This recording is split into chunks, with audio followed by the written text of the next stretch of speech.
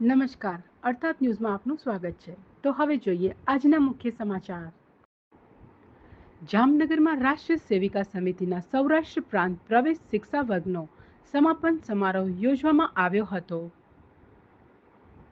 રાષ્ટ્રીય સેવિકા સમિતિ સૌરાષ્ટ્ર પ્રાંત દ્વારા પ્રવેશ શિક્ષા વર્ગનું જામનગરમાં આયોજન કરવામાં આવ્યું હતું. રણજીતનગર વિસ્તારમાં આવેલા પટેલ સમાજમાં તારીખ 12 મે થી 26 મે સુધી 15 દિવસ માટેનો પ્રવેશ શિક્ષા વર્ગ યોજાયો હતો, જેનો પૂર્ણાહુતિ સમારોહ જામનગરના લેઉવા પટેલમાં યોજાયો હતો, જેમાં રાષ્ટ્રીય સેવિકા સમિતિના અખિલ ભારતીય બૌદ્ધિક પ્રમુખ માનનીય ડોક્ટર શરદ રેણુકાજીનું માર્ગદર્શન આપવામાં આવ્યું હતું. આ સમારોહમાં સૌરાષ્ટ્ર પ્રાંત કાર્યવાહિકા નીતાબેન જાની તેમજ વર્ગાધિકારી હેતલબેન ભટ્ટ, ગુજરાત પ્રાંતના રાજેશ્રીબેન જાની સહિત ધારાસભ્ય રીવાબા જાડેજા, મહિલા આગેવાનો અને સંઘના આગેવાનો ઉપસ્થિત રહ્યા હતા.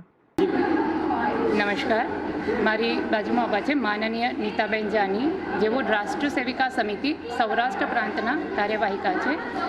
આ બાજુ છે માનનીય કાંતાબેન નાથાણી, જેઓ સૌરાષ્ટ્ર પ્રાંત બૌદ્ધિક પ્રમુખનું દાયિત્વ વહન કરી રહ્યા છે.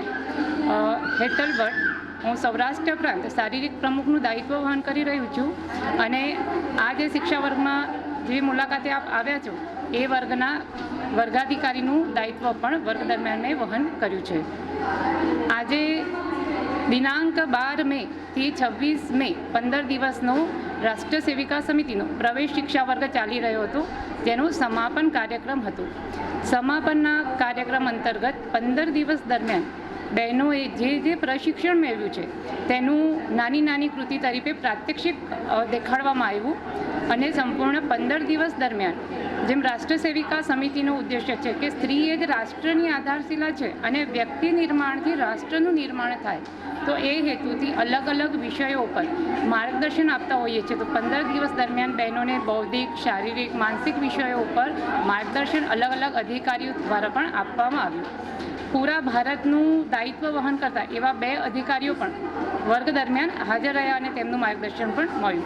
બૌદ્ધિક કાર્યક્રમોમાં રાષ્ટ્ર સેવિકા સમિતિનો પરિચય, એની સાથે સાથે વર્તમાન પરિપ્રેક્ષ્યમાં વર્તમાનને સ્પર્શતા જે વિષયો છે કે પર્યાવરણ છે કે તૂટતા પરિવારો છે, રાષ્ટ્રદેવ માટે સમર્પિતતા, આવા વિવિધ વિષયો ઉપર પણ સેવિકા બહેનોને માર્ગદર્શન મળ્યું અને બહેનો આત્મસંરક્ષણ બને એ જેને ધ્યાનમાં રાખી દંડ, નિયુદ્ધ મતલબ કરાટે, યષ્ટિ વગેરે વિષયોનું પણ વર્ગમાં બહેનોને માર્ગદર્શન આપવામાં આવ્યું અને એક સારા નાગરિક દેશમાં થાય એ જ રાષ્ટ્ર સેવિકા સમિતિનો ઉદ્દેશ્ય છે.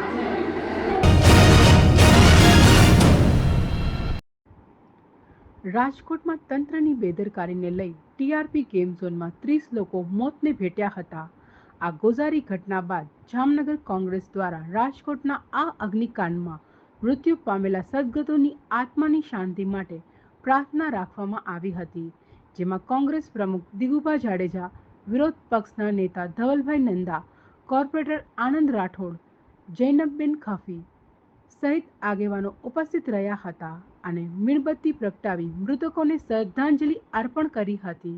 રાજકોટમાં ગઈકાલે જે ગેમ ઝોનમાં આગ લાગવાથી ઘણા બધા વ્યક્તિઓના મૃત્યુ પામ્યા છે, તેઓના આત્માને ભગવાન શાંતિ આપે અને એના પરિવારજનોને આ દુઃખદ ઘટનામાંથી બહાર નીકળવાની શક્તિ આપે, એના માટે આજે જામનગર મુકામે આમ આદમી પાર્ટી અને જિલ્લા કોંગ્રેસના તમામ કાર્યકર્તાઓ સાથે આજે કેન્ડલ માર્ચ અને 5 મિનિટનું મૌન રાખવાનો કાર્યક્રમ રાખ્યો હતો. અને જે ગઈકાલે જે રાજકોટમાં ટીઆરપી ગેમ ઝોનમાં દુઃખદ ઘટના બનેલી,